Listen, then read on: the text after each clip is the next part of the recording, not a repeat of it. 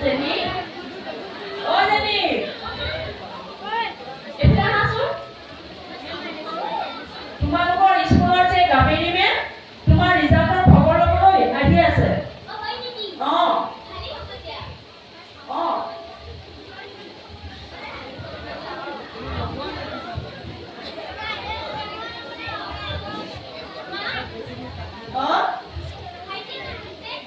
তানো আৰু কেৱল মোবাইল আৰু মোবাইল।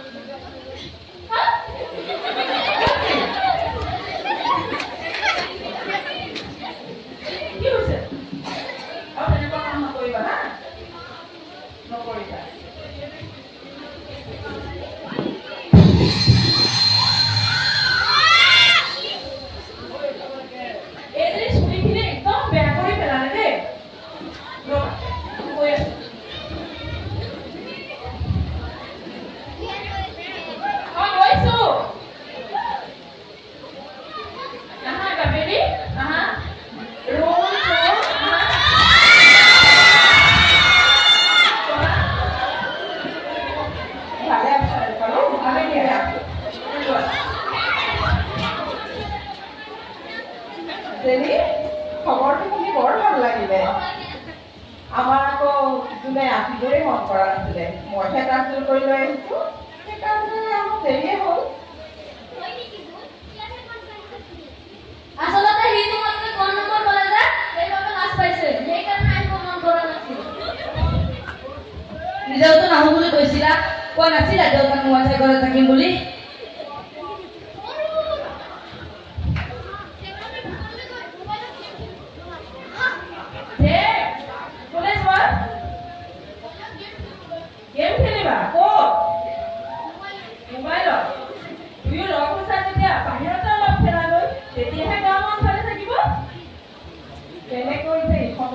মোবাইলৰ প্ৰতি আসক্তি কমাব পাৰি তাকে ভাবি পোৱা নাই।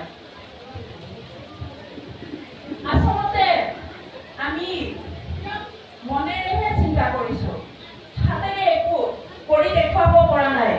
সিহঁতৰ লগত আমি বন্ধুৰ দৰে কথা পাতিব লাগিব, সিহঁতৰ মনবোৰ আমি ভালদৰে বুজিব লাগিব আৰু সিহঁতক আমি যথেষ্ট সময় দিব লাগিব।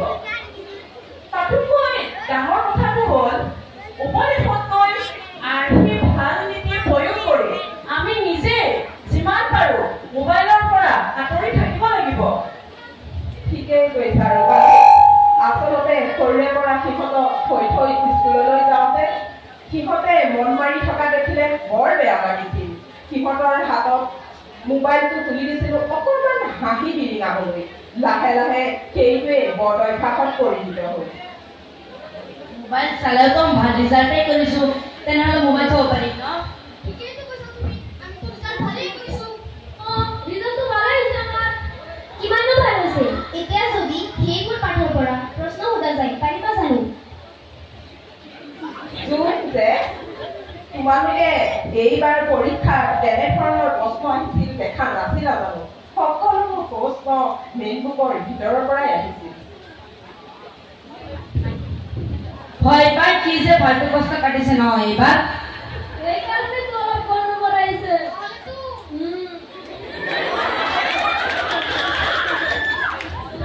ফালতু নহয় দিয়া, আচলতে তোমাৰ কনচেপ্ট ক্লিয়াৰ হোৱা নাছিল।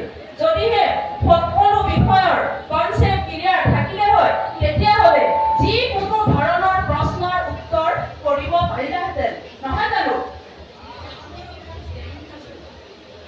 যেনে ৰিজাল্ট দেখিছা, তাই কিমান ভাল হৈছে। হয় মেম, মই আচলতে প্ৰশ্নৰ উত্তৰবোৰ মুখস্থ কৰাতকৈ পাঠবোৰহে বুজিবলৈ বেছি যত্ন কৰোঁ। ময়ো মোবাইল চাওঁ, কিন্তু মোবাইলত আমাৰ বাবে বেছি প্ৰয়োজনীয় আৰু যিবোৰ ভাল বস্তু চালে কিবা এটা কামত আহিব পাৰে তেনেবোৰহে বস্তু মই মোবাইলত চাওঁ। অৱশ্যে মোবাইলটো বেয়া বুলি ক'লেই নহ'ব। মাথো শিশুসকলে মোবাইলটো ব্যৱহাৰ কৰাৰ সময়ত আমি অভিভাৱকসকল সজাগ থাকিব লাগে যাতে শিশুৰ বাবে প্ৰয়োজনীয় দিশটো আঙুলিয়াই দিব পাৰোঁ। ঠিকেই কৈছা। আচলতে মোবাইলৰ শুদ্ধ ব্যৱহাৰে অৱশ্যে ছাত্ৰ ছাত্ৰীক সঠিক পথ দেখুৱাব পাৰে।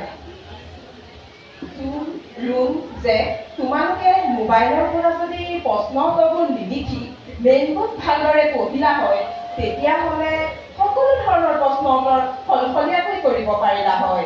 আমাৰ আকৌ যোনে ভাবাৰ দৰে ফাল্টু প্ৰশ্ন কাটিছে বুলি নাভাবিলা হয়। এতিয়া বুজিলা? সেইবোৰ দিন গ'ল আৰু কেৱল পাঠৰ তলত দিয়া প্ৰশ্নৰ উত্তৰ মুখস্থ কৰি লিখিলেই ভাল ৰিজাল্ট হ'ব নোৱাৰে। বুজিলা? বুজিলো।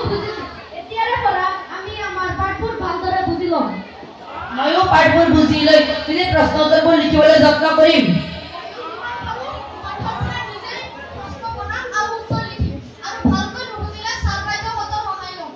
এয়াহে আমাৰ ভাল ল'ৰা-ছোৱালীৰ কথা। আন্টি, এইবাৰৰ যে প্ৰশ্নবোৰ আগৰ বছৰৰ প্ৰশ্নৰ সৈতে একেবাৰে মিলা নাই, জানেনে? সেইকাৰণে এতিয়া বুজি পালা? তোমালোক আজিকালিৰ স্মাৰ্টফোন ব্যৱহাৰ কৰা স্মাৰ্ট ল'ৰা-ছোৱালী। গতিকে তোমালোকৰ কুৱেশ্যন এনচাৰবোৰ স্মাৰ্ট হ'বই। বুজিলা? আপুনি ঠিকেই কৈছে আণ্টি। প্ৰকৃতত নিজকে স্মাৰ্ট কৰিবলৈ ময়ো এতিয়াৰে পৰা যেনেই দৰে মেইনবুক পঢ়িম। আজিৰ পৰা মই মোবাইলত গেম খেলিলে তই মোক ধমকি দিবি দেই। ময়ো তোৰ দৰে পঢ়া-শুনা কৰিম। মইনো কিয় মিছ কৰি থাকিম? এতিয়াৰে পৰা ময়ো মোবাইলত গেম খেলি শৰ্ট ভিডিঅ' চাই সময় নষ্ট কৰাতকৈ এখন ভাল কিতাপ পঢ়িম। নে কি কয়? That's like a good boy.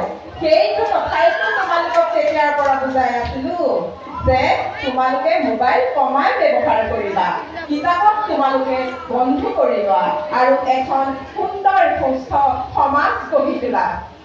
Very good.